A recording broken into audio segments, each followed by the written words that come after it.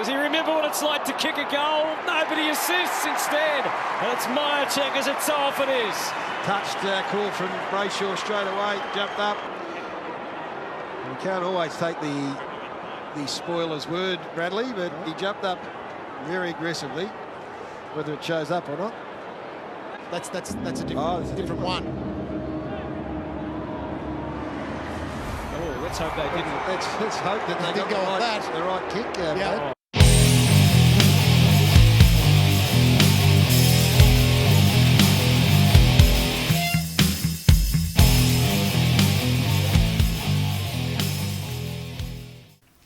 Welcome to the Collingwood Rant. I am Sly. And I have two toothpicks keeping my eyelids open, Spook. Why would that be? Because I got really enthused by the weekend. Okay, so I have to admit, I couldn't watch this game live because I was working. So I caught the replay. Oh, where? With two hands? Well, they're making a nice change at Collingwood. It was as lackluster a game as I could see. Now, I don't know if it was Collingwood or if it was my interest in the season has imploded. Maybe it's just the way it was bookended with shit. Alright, so yet again, we get jumped early. By an exceptionally good football side, you should add. I was going to get around to that. So last week got jumped by 18th place Gold Coast, and this week we're getting jumped by 17th place Melbourne. It's like Chris Crosser writing this. We don't score a goal until 10 minutes into the second quarter. Don't we? No. Why would that be? Are we not good enough?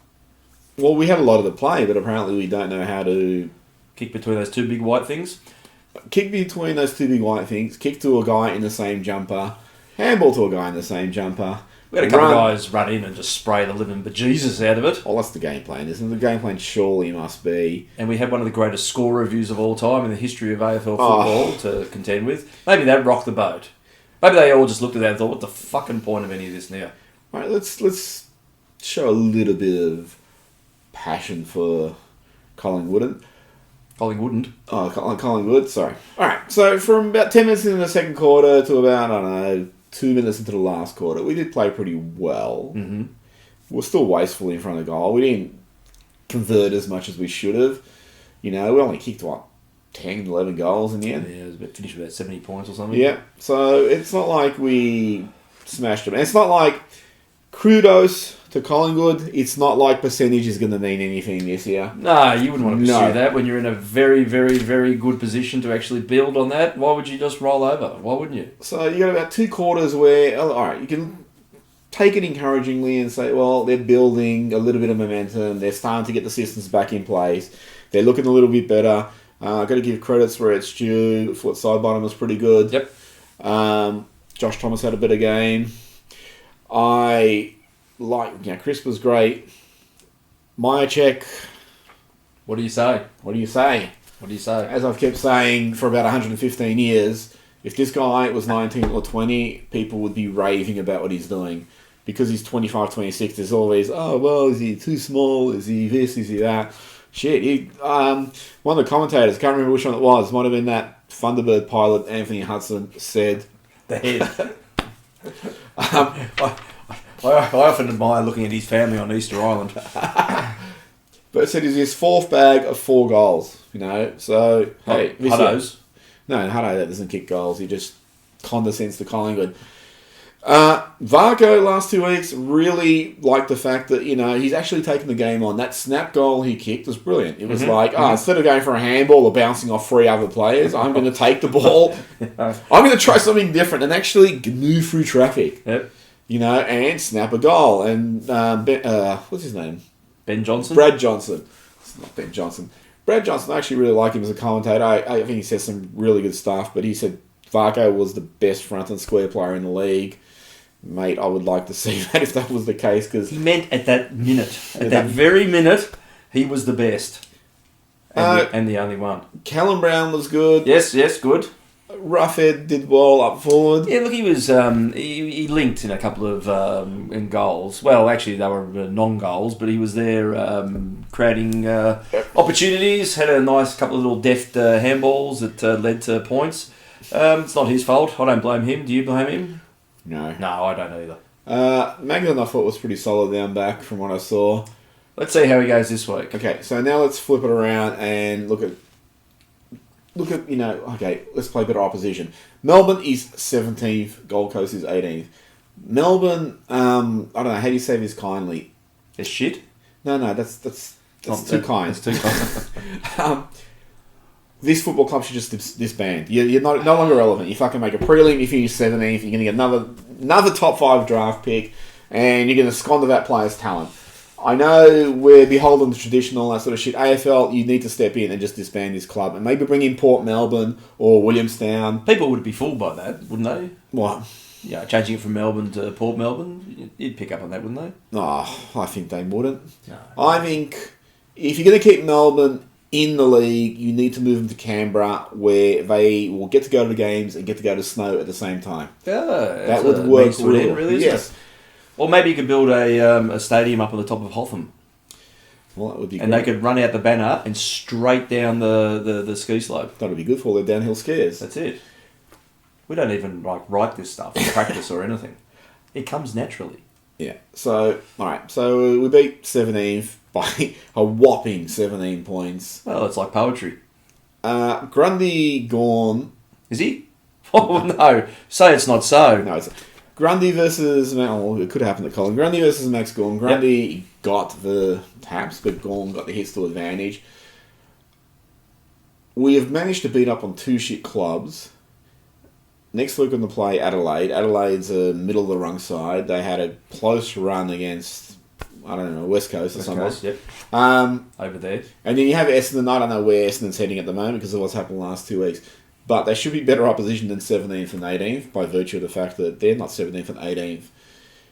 How well these systems that are seeming to tease that they might kick back into place at Collingwood actually function, I don't know. I do know that, you're not going to be able to get away with, as they did the last 3 weeks or so, playing like shit for a quarter and hoping that the opposition doesn't kick 10 goals against you in that time. No, I still think the major thing, even what the next couple of weeks reveal and who comes back into it, we just don't have a solid structure going into finals. We're going to drag at least 3 or 4 players back in. We'll have about 10 more go out injured over the next 2 weeks.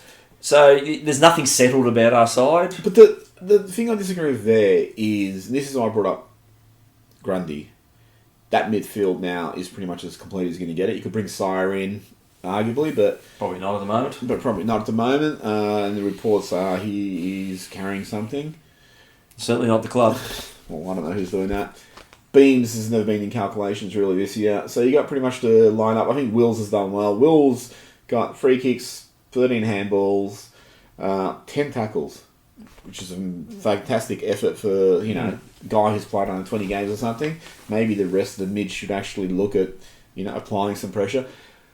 But I was going to say, you got the bulk of the midfield there, you got the most dominant ruckman in the league, and you are still getting killed in clearances in the centre. It's a joke.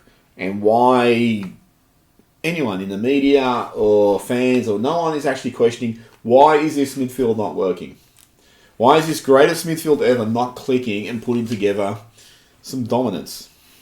It's one of the great mysteries, that one. And you need to really... I wouldn't mind if they rested Grundy. They're not going to do it, but if they rested Grundy... And bring Blair Black to... I don't care who... To ruck. I don't want to give a shit who rucked, because I'd like to see what this midfield does when Grundy's not there.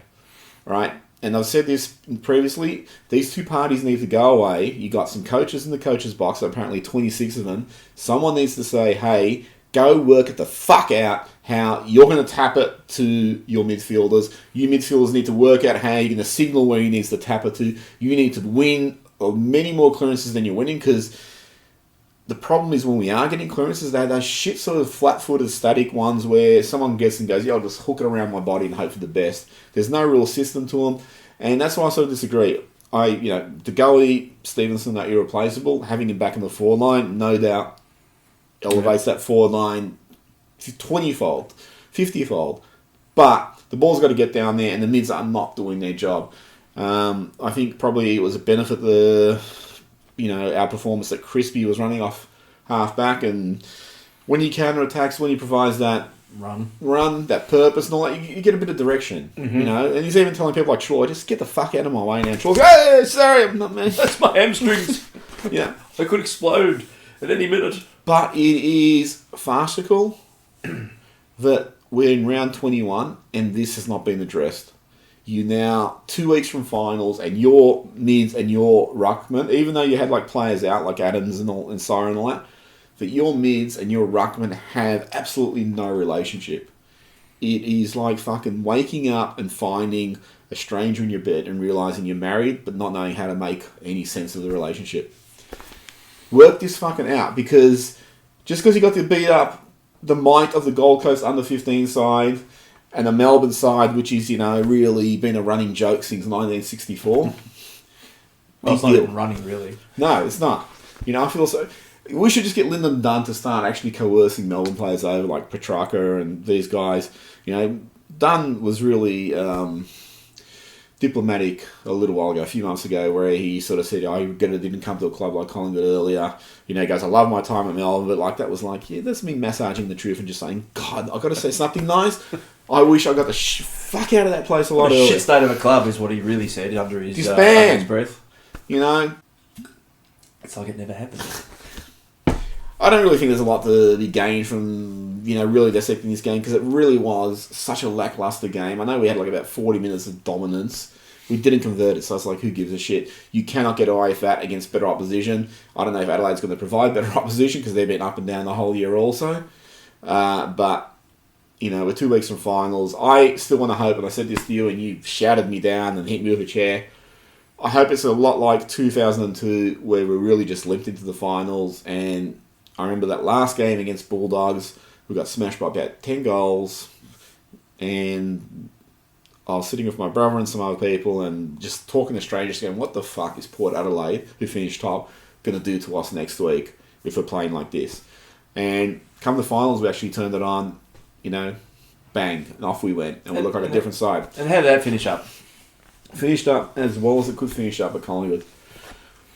But that's what I'm hoping happens in 2 weeks. Right now, that midfield is just doing what it's been doing for the last 4 months. You know, and you've been held together by a pretty solid defensive unit, and flattered until, you know, about 6 weeks ago, when someone got out of the betting, and then flattered by a well-functioning forward line. Anyway, final thoughts?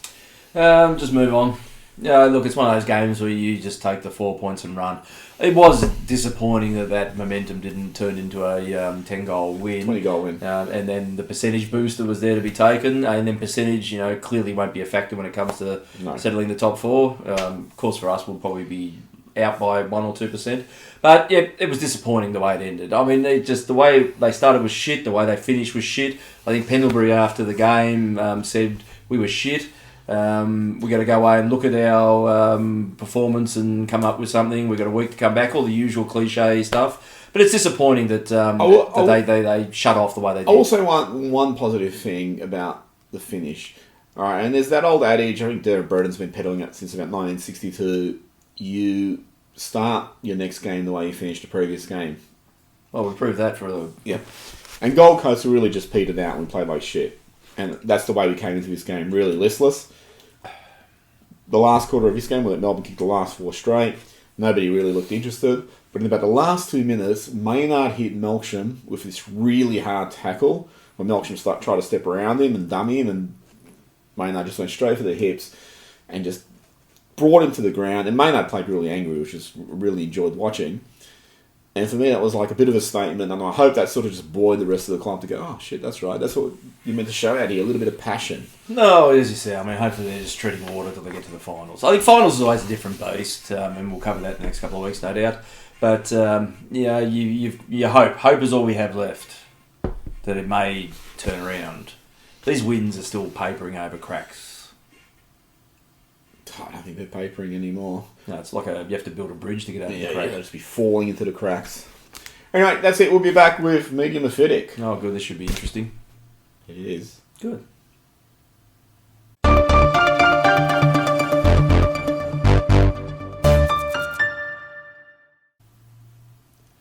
welcome back for medium acidic. We did some commercials in between the break. Did we? Kept saying welcome back, but not, it's like a break of like 4 seconds. We're all fans of Welcome Back, Connor. I think we're just sort of paying What homage. a show. Some shocking news, and I don't want to get too Who's injured? careful. AFLX has been removed. Oh, that's a shame. I thought that had potential. That had such legs. Yeah, no, I really enjoyed that. Yeah. When was it on? This year? Have they done it yet? Who will forget teams such as the pterodactyls, The Bush Ravens. the Bush Ravens are one, The hypodermics. the Samuel Oh, Jacksons. hang on, no, that's no, we won't go there. The Samuel L. Jacksons, Because I said pterodactyls, started thinking Jurassic Park, then I started thinking Samuel Jackson. the Boris Yeltsins. They were a good one. I like them. All the Gorbachevs. They like all the... They were a stain on the competition. Alright, so... Collingwood's denying that Jordan DeGoey has again done his hamstring. Jeez, they're not really going to lie to us, are they? Aren't they open? It was only a 10-day injury. How many days ago was that? I think the thing is, when you say it's a 10-day injury at Collingwood, you mean it's 10 Mondays before they come back. I don't know. It should be like a science fiction program where Jeff Walsh comes out and says, it's 10 of our Collingwood days. 10 of your Earth hours. I don't know if he's injured or not, but, you got DeGoey, 10 day. He was given 10 days. He did it against Richmond in the last 2 minutes, he claims. We played against... Who was it? Gold Coast and... You're coming up to a month, wouldn't it? No, 3 weeks. 4. Yeah, but Yep. it's three games, 4 weeks. Yeah. Because you count the time in between, Yeah. obviously. Yeah. Well, I'm at Collingwood. I mean, there was probably a delayed reaction, so they probably didn't get the hamstring until the Thursday. So you're assuming that your run-of-the-mill hamstring, which we don't get at Collingwood, is a 3-week injury. Well, Moore had the hamstring against West Coast, which was like 3 games earlier. So he's still out 6 weeks later. Well, at least he's in the country this time. That's good. Oh, he's hanging around. Does anyone at Collingwood do a fucking hamstring where they're just out for like a week or 2 and then they come back? It's ridiculous that every Collingwood hamstring just becomes this fucking medical drama that goes for 2 seasons, And we all just sort of sit around going, well, they're telling us he's going to be back in a week or 2. Yeah, right. Who the fuck are you lying to? Themselves? And the funny thing is, this really is funny. It's not really. I hope this is funny. Mason Cox was ruled out for the rest of the season with a left eye injury that will receive surgery. Oh, what about the rest of him? That doesn't need it. His manager, Adam Ramanauskas, told, some radio station, that testing had revealed an issue with Cox's good left eye. Good right eye. It's good we said at Collingwood we get injured to find other things wrong with us. I don't know. Did they actually ever explain how he did the eye? No, maybe he stared too hard at someone. Did he look down rapidly? I did read, and I'm no medical expert, but the detached retina is, after surgery, it said on this website that I read, which was informative, that it's a 2 to 4 weeks recovery time and then you're back to normal duties. Unless, of course, you're 9 foot tall. Well, maybe it takes longer for the healing to come up. Oh, he's up there in a different atmosphere. Can you imagine how bad these injuries would be if we did have an injury crisis at Collingwood? See, it just goes to show that we need that $70 million centre pronto. Would they have an eye surgeon in there? You'd have every form of surgeon, surely. You'd have to have all bases You'd have Dr. crossed. Frankenstein in there. Literally, build your own. Yeah. They should just actually get rid of the Collingwood theme song and just change it with the $6 Million Man entrance music. We can rebuild him better than he was. That's actually I'd like to see Cox do that. I have a concern with players, and Moore is Just now... a concern? Yeah, just a concern. Moore is entering his territory. I think Scharenberg's in his territory. Guys like Nathan Freeman before him. Is when you are young and you have all these injuries, it really impacts your development and your capacity to realise the potential that you might have otherwise. I think you see that a bit with Elliott, where he has looked better in recent weeks, but he's nowhere near the Jamie Elliott that we know. And it's like, well, are we ever going to get to see that again? Or is his body just said, you're getting the best of me now? This is as good as it gets. And with guys like Moore, say, I'm throwing Scharenberg in there too, because I don't Scharenberg to me, I've liked some of the signs, But there's other times I think, geez, he looks a little bit slowish and not so agile, which, to be expected with all the leg injuries he's had. It would seriously drive me nuts if they just brought, De Goey down to the pack like that, Darcy Moore down to the pack. Tyler Brown's been getting in. I shouldn't actually single out players to say they've been getting injuries. The whole fucking list has been getting injuries. It's insane that Collingwood still is insisting, there's absolutely no crisis. No. There's nothing. No. And you think they've looked into it? Do you? I think... They keep telling us they have. They have. There was a rumour going around last week that up to 10 players... So we were reporting this rumour, it's not our rumour. Up to 10 players at Collingwood were were in a betting scandal. Oh, no. Isn't this incredible? Did you get any messages about this? Because I got them from all sources. Yes, and this just shows how bullshit made up on Big Footy can propagate its way into the interwebs in lightning time.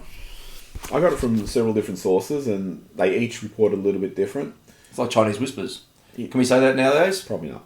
Asian whispers? Probably not. No. Other people whispers? What's so unusual about that? Nothing, really. But AFL say they're going to investigate the rumour, not about Collingwood, but about the Fleetwood Mac album. Fleetwood Mac album. You're ignorant. I am ignorant. You're ignorant. They can investigate where this rumours come from and all this sort of shit. Good luck with that, AFL. Well, mine came from my phone. Are they going to investigate that? I don't know. They're going to come to your house and look at your phone? They should. You might be choking to death on the beer. There's an article about the top 10 trades for value. Yeah. Which someone sent me. Oh, wait, that was you.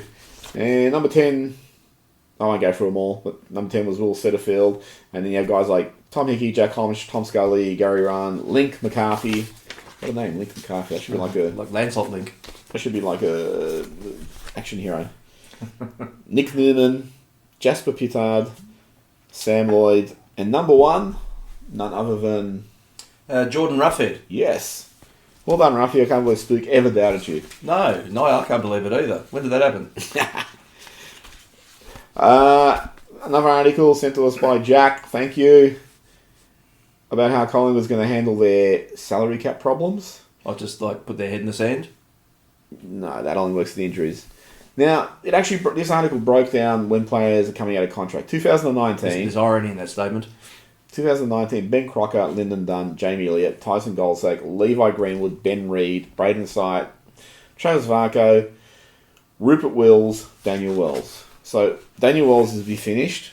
There's a few there that would be skating on thin ice, you'd think. But how many big dollar items would be in that list, though? Wells would be the moderately big one. Well, he took a haircut, didn't he, this year? Or did something, or said, I don't need all this money because I'm not actually playing. But if you're looking at it Daniel Wells would be out, Ben Reid would be out. You surely wouldn't be recontracting Ben Reid. I wouldn't have thought so.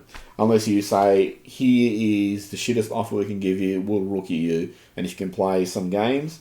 I can't imagine Sack's going to hang around if... Not if he's getting a game. No. Or not getting a game. I can't remember who said it, but one of the other journalists said that Gold Coast are looking for experienced players who can come down, bring some leadership and shit like that. There's about 12 here they can have. So, of the older guys, I imagine all of them are gone. Vargo is probably... I think he'd hold on by the skin of his teeth. Yep. Crocker, I think, will go. Depends on... it'd be 50-50, I'd say. Crocker, I think I mentioned this to you. I actually, with Ben Crocker, wouldn't mind if they said, look, you show glimpses, but you're not quite up to it. Go away, play in a lower league, we'll keep tabs on you, and maybe we'll pick you up in a couple of years. Would they be sniggering when they said that bit? No, like Brody Mychek, get some bulk and get some more experience, because he does show glimpses. Lyndon Dunn's probably gone. You'd think so. Unfortunately, sorry, Lyndon. Which will leave you needing to recontract Jamie Elliott. If the price is right, I think they'd keep him. Now, I believe there was some negotiation, but he wanted a longer number of years, and we've said no, just this. Did I hear that right? Or maybe I'm just making it up. I think he said he wanted a year, and Collingwood said, only prepared to contract you by the quarter. Elliott's, and I should actually mention with Elliott, whatever happens in the next 6 weeks, will I think hugely impact which way they go with him. If he gets another hammy, I think I'll just say, well, fuck it, this is our deal. If you don't want it, go. Yeah. You know, but if he finishes the season strongly, then they might go, well, okay, we're showing he can get games into and he can play, he can get out there, and he's got the attitude that, you know, he's willing to put his body through shit to get to the place he needs to be. I think the biggest issue with him, because he'd be a full-on free agent or something now, wouldn't he? Surely. I think he's restricted. But if somebody came in with a bigger offer, I don't think we'd bother matching it. No. So that may be a decision that's taken out of our hands, but... That's if he wants to go, though. Yeah, that's it, yeah. Levi Green would surely stay. Yeah, I'd say so. Although with Levi, I mean, I like Levi because of his attack on the ball, but because he's an older player, I think he's probably not going to have a really long career because of the way he crashes into packs and shit. Braden Sire was reported that allegedly he's going to ask for a clearance to Essendon. Well, Essendon are going to pay him $8 million a minute, so why wouldn't you go? Yeah. And Rupert Wills would surely stay if they're giving him this game time. I think so. It's been encouraging with him too. So I think there's investment there. You'd continue that investment with him, I'd say. You can't cut them all. Guys like Wills and... I'll start with Wills. Someone like Rupert Wills, he was a rookie pick, so he's a late developer. You've pumped some games into him. He's shown he can actually be of use. He would have to be surely the equivalent of pick 60 or 80 or whatever in the draft. So it's like, well, you're going to go spend some time putting games and muscle and resources into pick 60, or do we just keep Wills on for another couple of years? Give him a proper haircut and he could be good. That haircut is terrible, Rupert. So someone like Wills, I think, you know, just you've invested in him, see where that goes. Elliot was spoken about. Varco, surely you'd get one more year. Sire, I'd really hope they'd keep. I do. You cannot get rid of all of them because you're going to just then have 10 list players. Well, you're essentially rebuilding then. Do you think we're in a rebuild phase? We shouldn't be. But what I really said last week is they need to look for some mature age bodies to get them in. Like, do you mean like you and me? Probably not at the peak optimum physical health that we are, you know, because you want to make them feel that they're... we cut back on the beer? No. No, that's our career's done. Right. No, but these are sort of players where I think the AFL's this industry, and it's sort of changed a bit because the new clubs came in and took so much fucking talent, where once you were cut from a list, it was like, there was a stigma on you. It was like, oh, you're not good enough, so we're not going to recycle you. Now there's a lot more recycling going on. Mm-hmm. But I just think, when you look at guys like Brody Myercheck and Michael Bilo years ago from for Fremantle, and even Tim Kelly, you're getting some, and Michael Prittis was another one. You got some mature age players who come in and they just go straight into it. You look at guys like Wills and that who've had injury interrupted careers.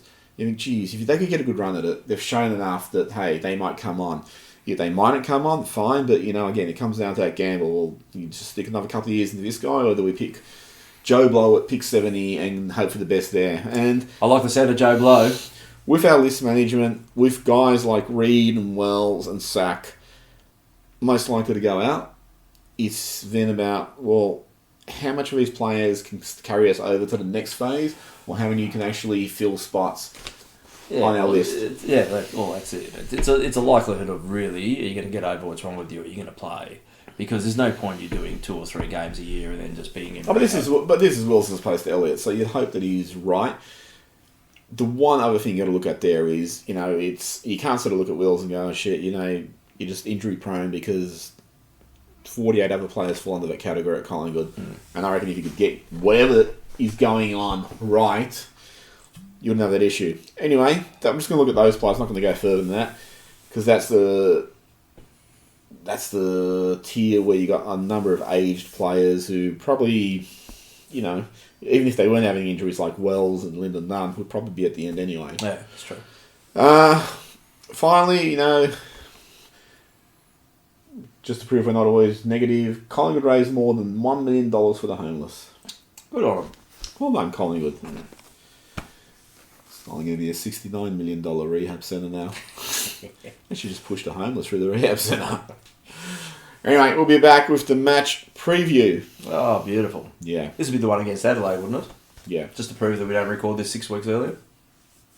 We could still record it 6 weeks earlier and mention Adelaide. This is true. And you could just say, oh, Moore's injured, and like, you'd be a 90% chance of getting right. Damn you, Hollywood special effects. We'll be back.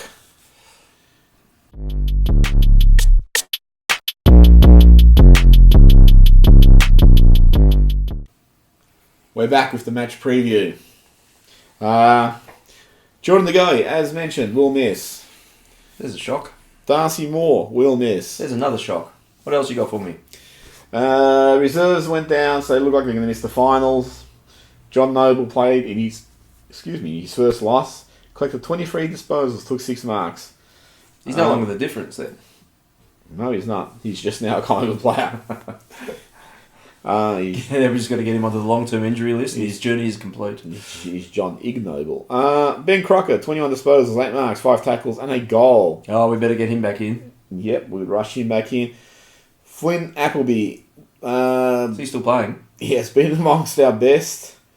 Finished the clash with 12 disposals and 4 marks. That sounds like a ripper of the game. No, that's it. Tyler Brown has been on the cusp of making his AFL debut since 1985. He racked up a whole 15 disposals. These are not encouraging numbers for me. No mention about Goldsack. Broomhead, I don't know if he was injured or he was being carried over. Who would you think would go out from that side, providing there's no late injuries? Well, Dacos obviously spent half a game in a tracky DAC. Concussed. Tracky Dacos. Yeah. So concussion was the official word. Potentially he could stay in. Look, to be honest, I hope he does. I think he seems to be building something a little bit, and having a consistent run is going to show something, or he'll just taper off. But We'll do a hammy. if he's unavailable, you'd have to think Crocker. If Douglas unavailable, I would play Tyler Brown. No? Yep. Even after he's a stellar 15 possessions? I don't give a shit at this stage. Or what's Crocker going to get? 15 also? I'd play Tyler Brown. Well, Noble's the obvious one as well. If he's had 1 week of a run, then they may look at bringing him back in, throw him on the wing or whatever. And Just look at it from the point of view that... he's the interstate master though, Noble. Oh, yeah, He hasn't true. lost a game interstate this year. No. I just look at it from the point of view that... And I'm just taking this on faith that the Goey will be back this year. You'd have to have a lot of faith. I have a lot of faith that the Goey will be back and Stevenson will be back. So you got 2... You know that Stevenson's going to injure himself in the last training session before his return game. I know. You got those 2 to come back and possibly Darcy Moore. So there are 3 spots in that 22 at the moment, which players are just going to be tossed because there's no way you're keeping those 3 guys out. So Magdalen you'd think would be one for Moore if Moore gets back. Yep. And you'd think that Dacos would be one for Stevenson. Mm-hmm. And then the third one would be... You wouldn't say Callum Brown, surely. It would be someone like Brown or Maine. Maybe we're missing some of that. Yeah, but who's that forward line consist of at the moment? The other possibility is Wills. Well, yeah, but you need... I think the thing is with the inside mids, we generally look like we need 2 of them. One to complement Adams, if it's going to work. Do you think they drop Elliott if he doesn't score? No. I think he's shown enough in the last couple of weeks. I mean, what did he get this week? 3 points? Yeah. I mean, that's, he's just having shots on goal. I would think that, I would hope that Wills is safe because of what you just said. I think the size probably, I don't know where he is rated at internally at the club this year. I'd say his year's finished. He's not playing VFL. He's meant to be back. Again. Well, there's a bye or something Yeah, this week. the VFL bye this week. And Wells is meant to be back, so I hope they don't play with the fucking prospect of bringing him back. It really, it shows how much of a fast the VFL comp is. This time of year where you'd want to be getting games into guys coming back, and there's a bye near the end of the season. Yeah. It makes no sense. Is that because there's an uneven amount of teams? I think it's just because it's a shit competition. Well, either qualifier actually works for my suggestion of dropping Melbourne into that league. Well, as a filler.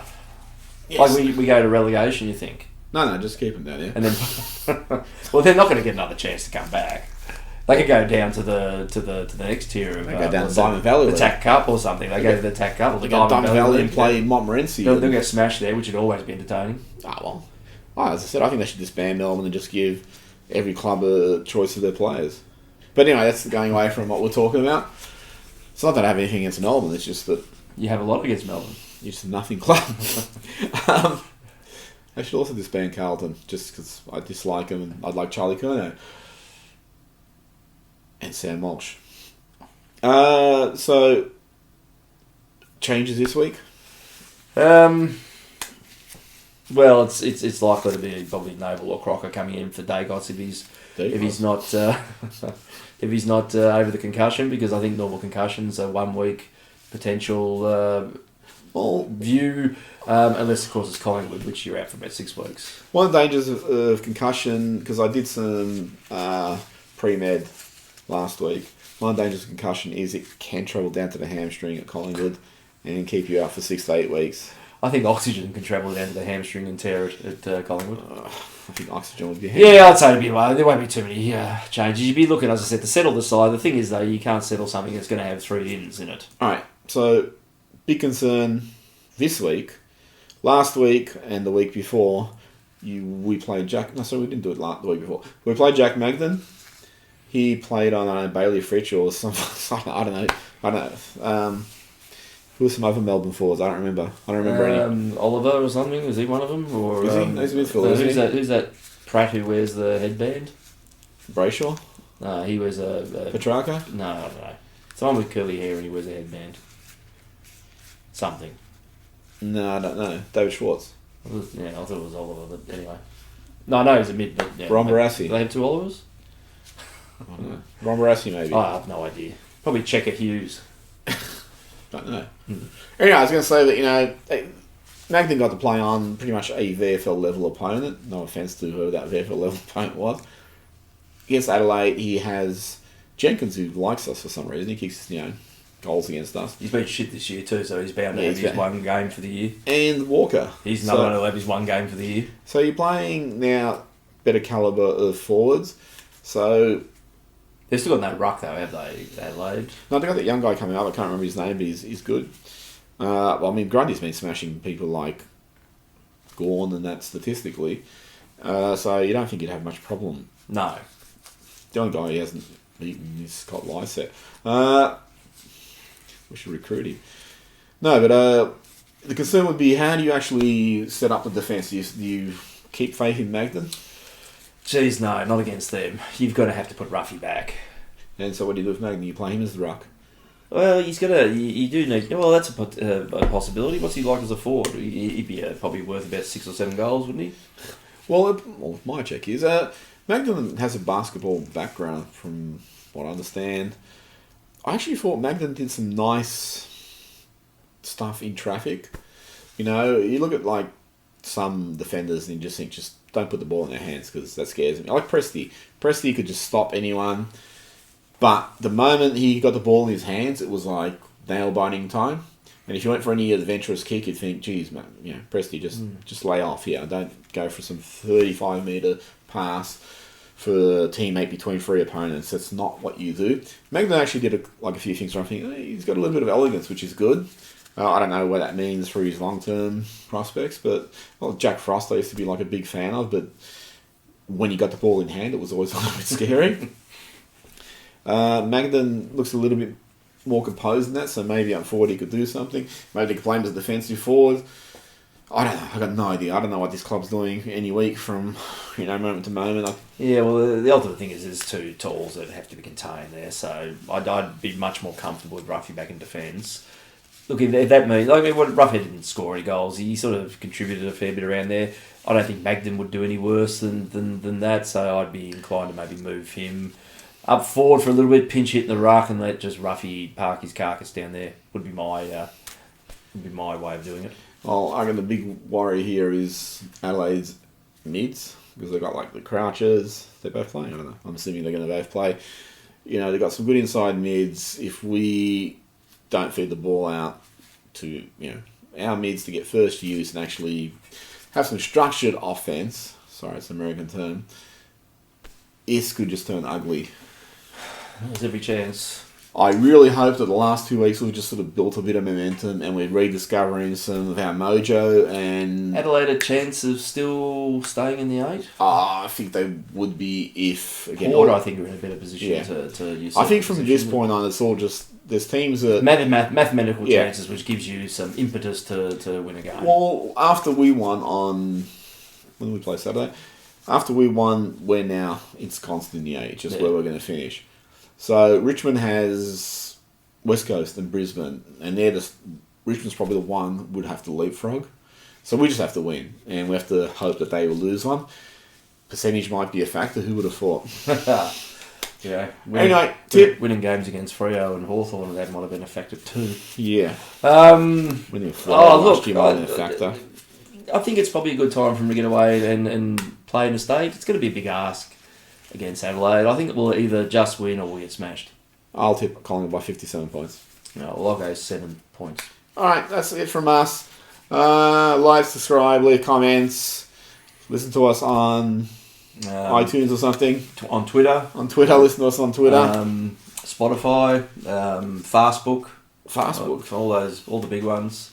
Apple Podcasts, and that's really about it. Yeah, and if you see us at a bar, don't buy Spooker beer, you might choke to death on it. Don't choke on your aspirations. Anyway, we'll see you next week. Hopefully some good news. Off the side. And that's not later.